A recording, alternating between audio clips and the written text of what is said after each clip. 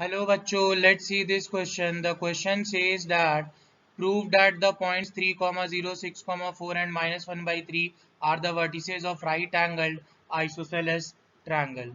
So बच्चों, इस question में जो की कॉन्सेप्ट इन्वॉल्व है वो है number 1 distance formula.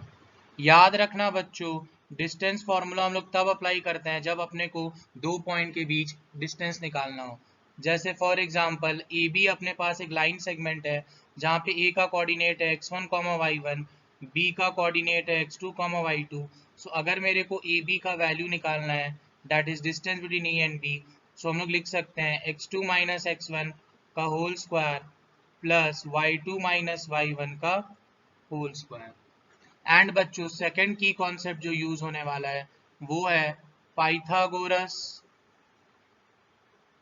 Theorem, that is H square is equal to P square plus B square.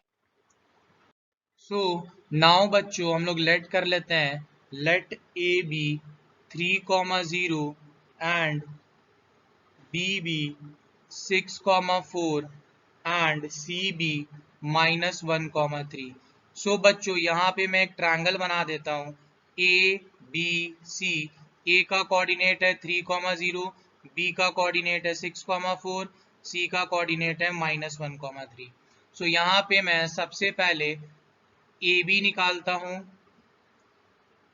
अपने पास ए है और बी है। बच्चों यहाँ पे मेरे को right angle isosceles triangle proof करना है। आइसोसेलेस ट्रायंगल का मतलब होता है कि अगर किसी भी ट्रायंगल में दो साइड इक्वल होता है सो हम लोग उसको आइसोसेलेस ट्रायंगल बोलते हैं। और राइट एंगल ट्रायंगल तब बोलते हैं जब अपने को वो पाइथागोरस थ्योरम प्रूव करे, या फिर दो साइड को जब हम लोग स्क्वायर करके ऐड करते हैं और अगर वो तीसरे साइड के स्क्वायर के बराबर आता है तो हम लोग बोल देंगे कि वो राइट एंगल ट्रायंगल है। और अगर किसी भी ट्रायंगल में कंडीशन और दो ट्रायंगल का साइड इक्वल बता दे तो हम लोग बोल सकते हैं कि वो ट्रायंगल अपने पास राइट एंगल आइसोसेलेस ट्रायंगल है। सो यहाँ पे अपने पास ए का कोऑर्डिनेट है 3, 0, बी का कोऑर्डिनेट है 6, 4, ये अपने पास x1, y1, ये अपने पास x2, y2।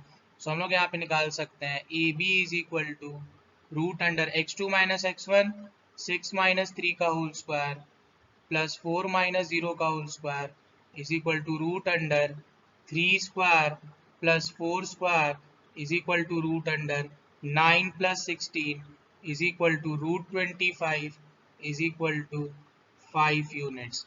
So A B का वैल्यू आया अपने पास 5 यूनिट्स। नाउ बच्चों अब हम लोग बी सी निकालेंगे। सो ये रहा अपने पास बी सी। बी का कोऑर्डिनेट है 6, 4, सी का कोऑर्डिनेट है -1, 3। सो ये अपने पास x1, y1, ये अपने पास x2, y2 ये है। सो अगर मेरे को बी सी का लेंथ निकालना है तो हम लोग निकाल सकते हैं रूट अंडर x2 - x1 का होल स्क्वायर -1 - 6 का whole square plus y2 - y1 का होल स्क्वायर मतलब 3 - 4 का whole square is equal to root under -7 का होल स्क्वायर प्लस -1 का whole square is equal to 49 + 1 is equal to √50 units. So BC का value आया बच्चों अपने पास √50 units.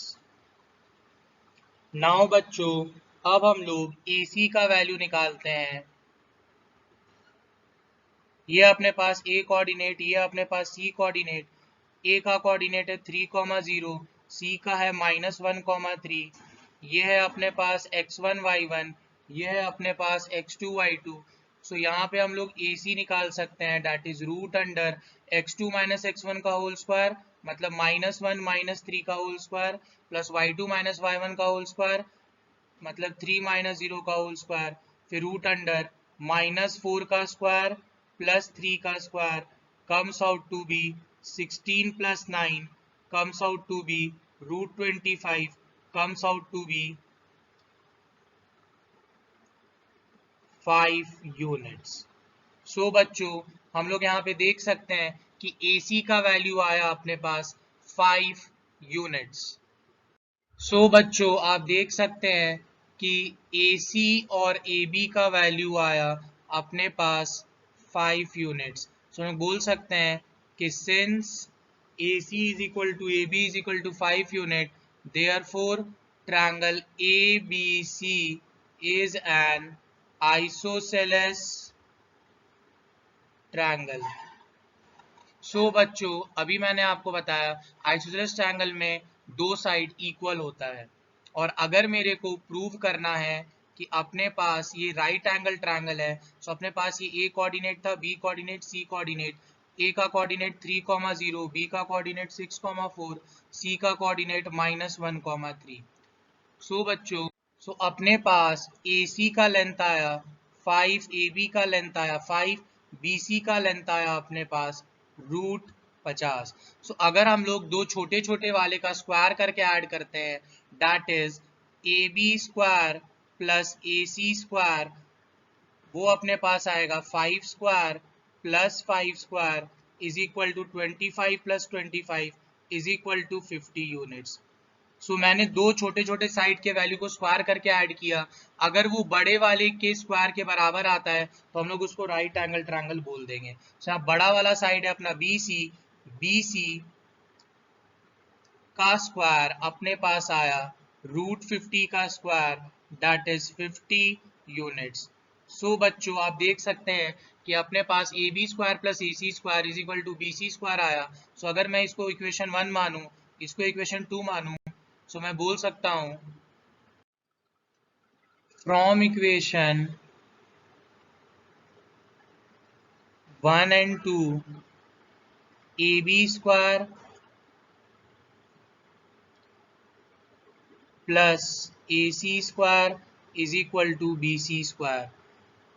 So we can say that therefore triangle ABC is right angled triangle.